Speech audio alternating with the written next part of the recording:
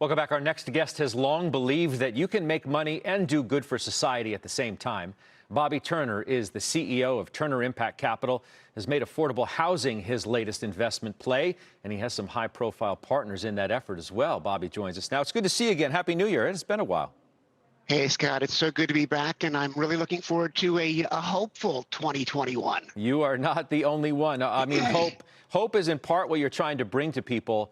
Bobby, we say, making money and doing good for society at the same time. Your affordable workforce housing funds are among the largest of their kind in America. Why this area? Well, Scott, sadly enough, even before COVID-19, our country has been falling short on its ideas. When we think about the facts, there's 38 million Americans living on food stamps in this country. Only 1 in 3 students in public schools are proficient at grade level. 78% of full-time workers are living paycheck to paycheck. And for this particular issue, 1 in 2 working families, nearly 24 million, are rent burdened. Spending upwards of a third of their income on rent, and candidly, 1 in 4, nearly 12 million families are spending upwards of 60% of their income on rent. And that's just not sustainable. You add COVID to the equation, and it further exacerbates the disparity of opportunities. And candidly, while it's too soon to determine the magnitude of disruption by this pandemic, it's clear to, I think, all of us that it has absolutely hit our most vulnerable, our minority communities, much harder than others. And it's highlighted just how fragile our most vulnerable populations are to economic, political, and unforeseen emergencies. I think it also exacerbates the government's inability to create lasting solutions to our most pressing social challenges, because candidly, as a result of this, there'll just be fewer dollars to be spent on the social safety net of education, healthcare, and housing. Speaking of dollars, how much have you raised, and how did Bill Ackman and Chris Paul of the NBA get involved with you on this?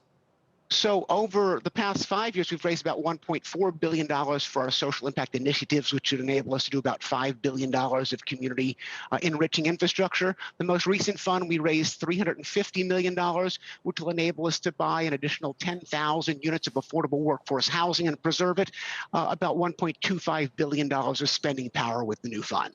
And you're buying existing multifamily structures, correct? We are. One of the criminal elements why we know that there's a huge demand for workforce housing.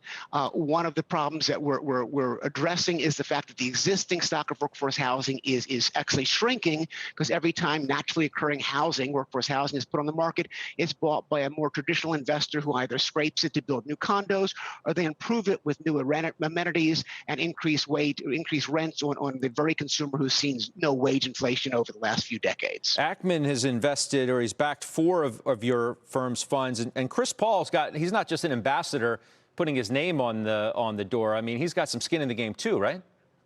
He does. Bill has been a super partner and investor for many years across all of our platforms. He's in our housing funds and our education funds. Chris is an amazing ambassador for Great Will. This is not a franchise deal. It's not a licensing agreement. Chris is an investor. He's a partner in the fund, and he gets up every day and wants to be in the trenches fighting the injustices that come from social determination. What's the takeaway, do you think, for the average investor out there? Let's just say my daily viewer, Bobby, who is looking for new and different investment opportunities. I'm looking at a scoop today of Amazon is now planning affordable housing investments over the next 5 years in and around Seattle and Arlington, Virginia, and Nashville, Tennessee, 3 of its big employment hubs. Well, I think that first and foremost, investors should recognize that doing good and doing well needn't be exclusive. And if done correctly, there's actually a symbiotic relationship between profits and purpose. And if anything, this pandemic is proving out and confirming the thesis that the underlying demand for community serving or social impact infrastructure is huge, it's growing, and it's less correlated to the broader market indices. If you think about how well our funds have performed, our housing fund has collected in the high 90% rent collections every month since the pandemic started. Our school funds and our healthcare funds have collected 100% rents. If you were an investor in an office building, in retail, or even hospitality, your equity has been eviscerated at best. And what I always tell people is social impact funds drive strong risk-adjusted returns because the underlying demand is less correlated to the broader indices. And I think it's incredibly exciting and I welcome Amazon on its recognition of the issues that affordable housing is critical critical to the sustainability of our way of life.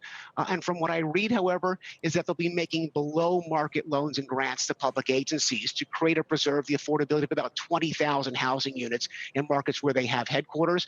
And while this is truly awesome, my concern is the capital that they're providing is below market loans and grants, almost akin to philanthropy, and therefore is limited in its scalability.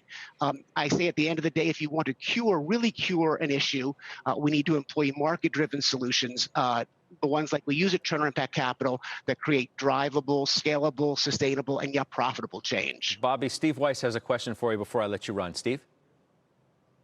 Hey, Bobby, good to see you. And, As well, you Steve. were essentially doing ESG before it was a label and in vogue. Where else do you see this occurring? So you're in schools, you're in affordable housing. It's a phenomenal business plan because, yes, you can do good, go home, feel great, and make money doing it for investors. Is there another sector you have your eye on, or is your plate so full right now with this, which is a burning need, that you're just focused here? Well, we sort of look at the opportunity set as being almost a three-legged stool. The disparity of income is a problem in this country, but it's not the underlying problem. It's the disparity of hope.